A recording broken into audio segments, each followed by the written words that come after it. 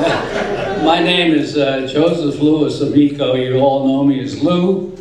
The reason for that being that when I joined the order and went into my novitiate, I had to change my name. So my name back then was Joseph Louis, and I just did a switcheroo, and I became Louis Joseph. So that kind of stuck, which was all right, because Louis was my father's name, and I always loved him and honored him. Anyway, when I came here, I needed to take some courses, because the courses I took in public school didn't really prepare me for Catholic University or anything. So I got here. It was supposed to be the minor seminary, and most minor seminaries throughout the United States have a preparatory high school. DeMatha didn't have one, or St. John DeMatha didn't have one. So I was sent to St. John's and graduated from there. I have a diploma hidden someplace. And I graduated from there. And then there was a need. Everybody realized there was a need. We have to have a minor seminary where we teach people, the young men, to prepare for the priesthood. And that's how DeMatha was born, out of necessity, so to speak. So what happened was the photos building over there was an 8-car garage with a big loft. So that was converted into classrooms, and I helped to do that. Matter of fact, I laid the floor there, put the wainscot in. I even wired it. I think that's why it burned down.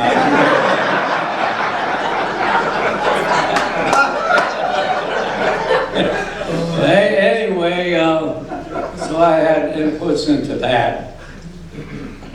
And as time went on, the neighborhood parents said, "Why don't you take my son?" And that's the way the whole thing blossomed. It started out as a preparatory seminary and then blossomed on. I remember distinctly coming here and seeing the monastery.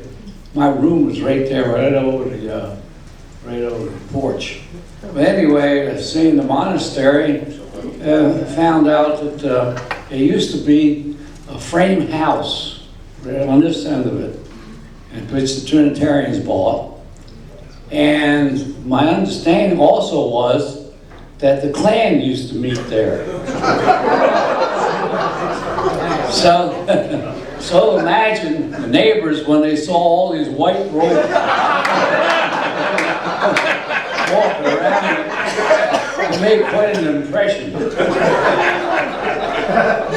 So anyway, I finished my studies at St. John's, and we came here, remodeled that, and I went on to my novitiate, and was successful there, and did most of my studies here at the monastery. Studied my philosophy there, and my English and other stuff was at Catholic University. I had a very confused education. I don't know how I survived, but I did. And the only thing that I studied as far as philosophy was concerned at Catholic University was logic and ethics. The rest of the philosophy courses I had here, Father Cyprian, Father Nisco, our provincial, came and taught us that. He had a PhD from the Gregorian University in Rome, as did the first principal here at DeMatha, Father Michael Nardone, also had a PhD from the Gregorian University in Rome. So that's the way it got started. So when the school started, Father Michael Nardone was the first principal, and Father Paul Donovan, rest his soul, was the acting vice principal or what have you. But he was the real brains behind the whole thing. I mean, he was a hard worker, he was very dedicated, and did a great job in helping the school to progress the way it has. Some of the classes were held in the monastery, and some of them were at the garage back there, and that's the way it got started. Before you know it, we had a population. And then as time went on, we did manage to field a couple of teams in sports. One of them was basketball, and the other one was football, and we were terrible. As a matter of fact, we got a call from the Christian Brothers because the Washington Post had St. John's loses, St. John's loses. Well, St. John DeMatha was the first name of the school.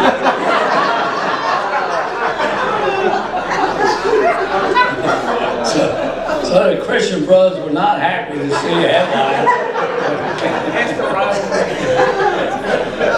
So Father Paul decided to drop the St. John, and it became just DeMatha High School. That's how that evolved. But the original name was St. John DeMatha. As years went on, Father Nuska, rest his soul, came up with the money to build the building across the street. And he came in and he showed us an etching of the school to be, and I looked at it and I said, no way is that thing ever going to be built. It had a gym. None of the schools, Catholic schools, had a gym. Gonzaga had a converted swimming pool that they used as a gym. And St. John's had this small auditorium down Vermont Avenue, and you could hardly sit two people on the sides of the gym. And so we came up with a gym. So when the school was finally built, the gym was used by everybody. It was the official home for all the Catholic League schools. They all played all the games here. Until Carroll was built. So Carroll was built, the same architect that designed the original DeMatha also designed Carroll, and they had a gym. Incidentally, the man that designed the school also designed the monastery, and he lived over here, the dilapidated house you see across the street. That's where he lived. Did he design it too? It wasn't dilapidated back then. That's another story. Anyway, he was still a student at Catholic University studying architecture and helped design the original monastery. Also, if you examine the way the building was constructed, you will find that all wood construction, because it was completed during World War II, and they couldn't get the steel to support the building.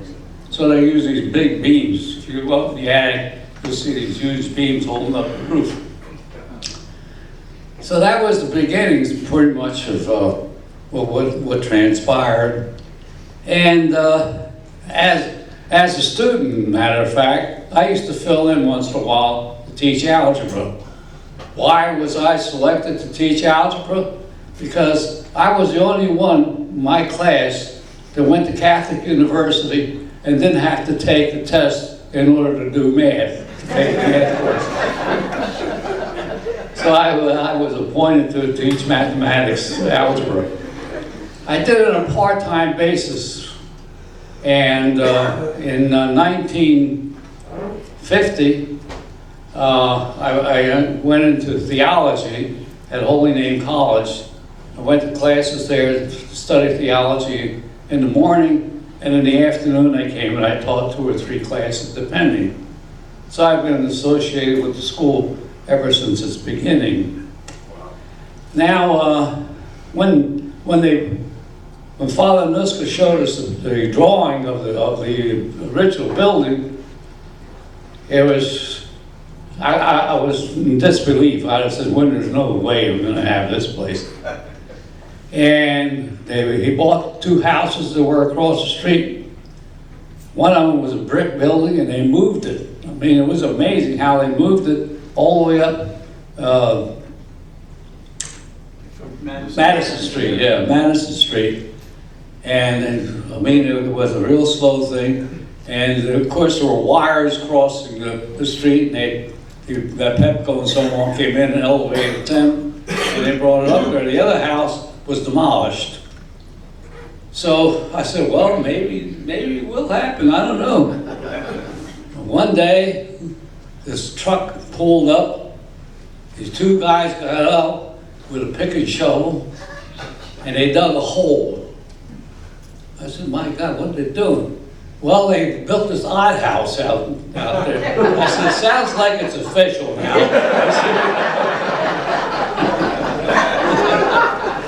And the outhouse was ready. So they went ahead and built it. And actually, during the course of the building itself, we talked to Father about maybe, how about a swimming pool downstairs? Because that was just going to remain empty. And yeah, good. So he had, while the builders were here, he had a hole dug out there where the antler room is now. And then went around to different places where they had swimming pools.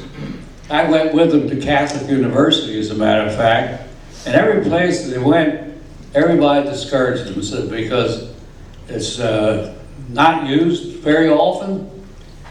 It's a real headache to try to maintain. You had to have extra personnel, on and on. So Father decided not to put the pool in. And so it remained as an empty hole for quite a while. Later, I can't remember dates. I can't even remember the day I got married. I do remember the day that I was ordained, and I'll talk about that. So anyway, the pool was dug out. And what happened there was the junk was thrown in there, and it became a junk pile. The kids used to sneak in there and have a smoke. They thought they were being so clever. And Father Peter, who was the pastor up in Bristol, Pennsylvania, St. Anne's, had some extra statues, big things. And they were brought down here, and they wouldn't fit any place, so they went in the swimming pool. So archaeologists in the future dig it up and say, what are these things here? So anyway, all of that was, so then Father decided on a addition. Well, we've got to remember, when they built the school, the 3rd floor was just a big empty space. Matter of fact, the kids went up there and roller skate. Yeah, they did. Did you roller skate up there? No? Yeah. No, it's before your time, probably. Okay. I see some old timers here, they might remember. Well, anyway, they were roller skate up there. Later on, an addition was added up front here. And the empty loft, or the 3rd floor, was converted into classrooms, and the side, 6 classrooms were put on the side. And incidentally, that ramp leaving the monastery going into the school, we all refer to that as the Nuska Turnpike, the provincial. They couldn't figure out what to do between the two, so they finally decided to put that ramp in there, the Nuska type one. Well, anyway, as time progressed, the school became pretty popular. They started drawing, and I was athletic moderator or director or something, I don't know. And the teams we were fielding, we had a tough time recruiting good coaches. And as the athletic director, moderator, or whatever I was, I used to go to these Catholic League meetings, and there was this guy there, had a crew cut, he used to smoke a stinking cigar, and liked his beer. And I chatted with him for a while, and I said, well, we got to do something here. So I talked to him about being coach here at DeMatha. So I went in and talked to the principal. I said, you know, we got to hire this guy because, well, we need to upgrade the coaching staff. I mean, we had guys coming in and out, and so we got to have some permanence. We had to have somebody that knows what he's doing. So Father said to me, you think you can hire him? I said, yeah. He said, how are you going to do that? I said, well, I'm going to make him an offer he can't refuse. You know, my Sicilian heritage comes up every once in a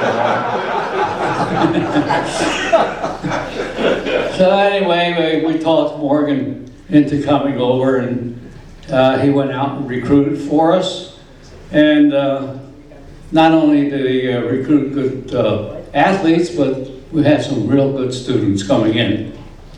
And we had coaches from different colleges coming in and looking at the place. And the place really went up in prestige.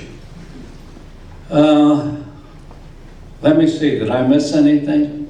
Oh, yeah, one very important thing. In 1954, I was ordained to the priesthood. And it was a great day for me back then. And it was also a great day for my family. My father was already dead, but my mother came down. And part of the ceremony was that we had to lay prostrate in front of the altar. And I was worried that I might fall asleep.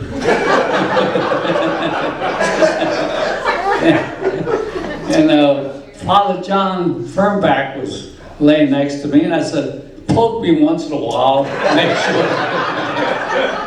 He not only poked me constantly, but he poked me when I stood up. So anyway, so we were ordained, and part of the ritual was your hands were anointed and held together with a white cloth. What was the name of that? Manitergium. Huh? Manitergium. Yeah, I didn't call it that back then.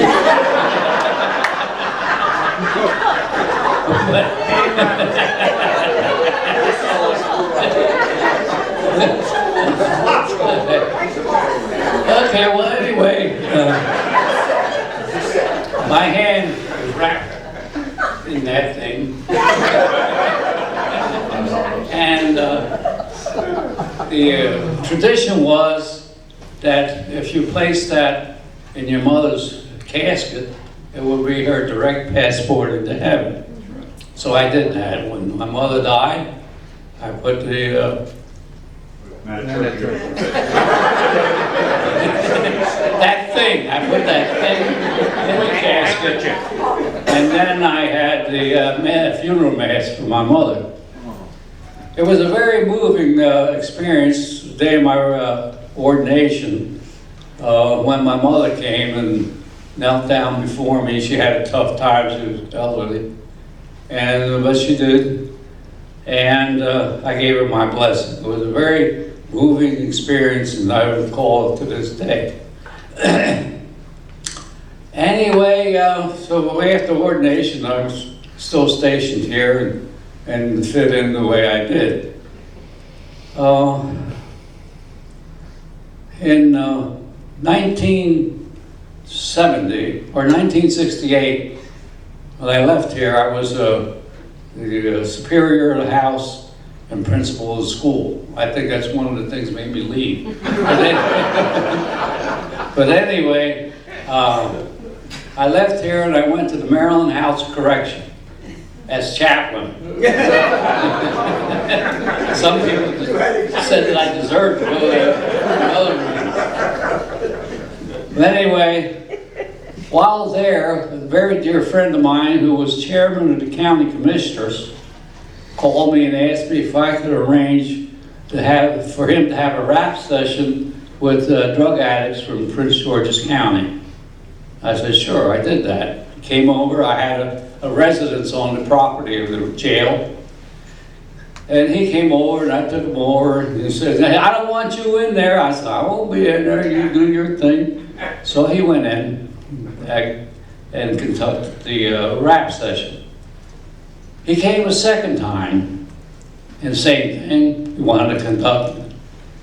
So after he did his thing at the jail, he came over to my house and we talked, and I told him about my intent to change careers. He said, well, if you want to, fine. He said, but I got just a job for you if you want to do it. So I did it. I was appointed as the county's first drug coordinator. My job was to implement drug programs. So what I did was I wrote grant proposals and submitted them to the federal and state governments. And the first one was a program called DICAP. It has 5 drop-in centers. They were staffed by master's degrees counselors. And one of them was, the first one was in Temple Hills. We had one in Laurel, one in Palmer Park, and somewhere else. I don't remember where. But anyway, it was 5 of them. And then the next grant I wrote was for a therapeutic community. It was Second Genesis. We brought them in, and we had the county at that time bought some property in the Bowie along Crane Highway. They were going to convert into an air park. It never happened. Good thing. But there was, one of the buildings on that property was an old motel. They called it a motel, but actually it was a bordello. That's Italian for never mind. So anyway, that's where I had my office. We brought Second Genesis in, and we had about 30-some residents there in the program.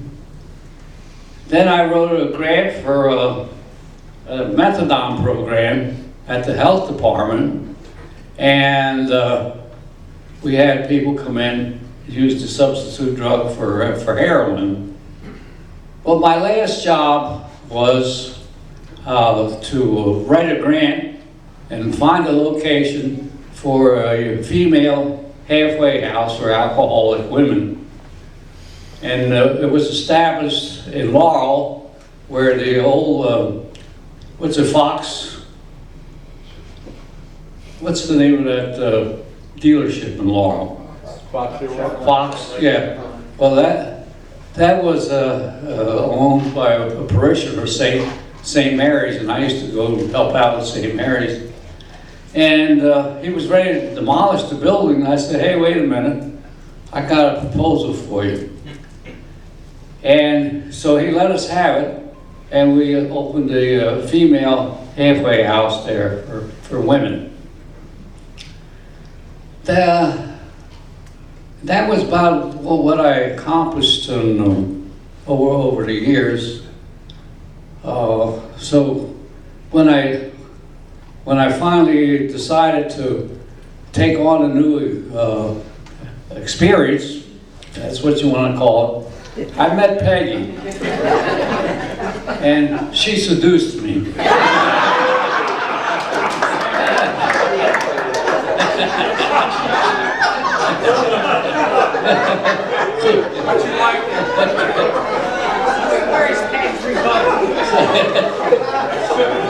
So I got my dispensation in 1970, right at the top it says, you can get married if you want to.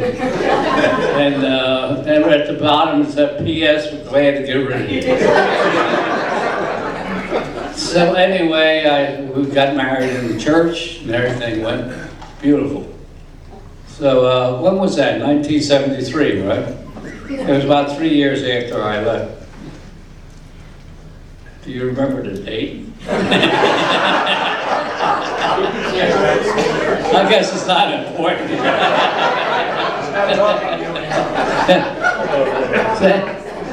Anyway, that's when we got married, and I inherited a stepson who was standing over there, bald-headed guy over there. Yeah, that's part of my inheritance. Okay, well, I thank you very much for your attention.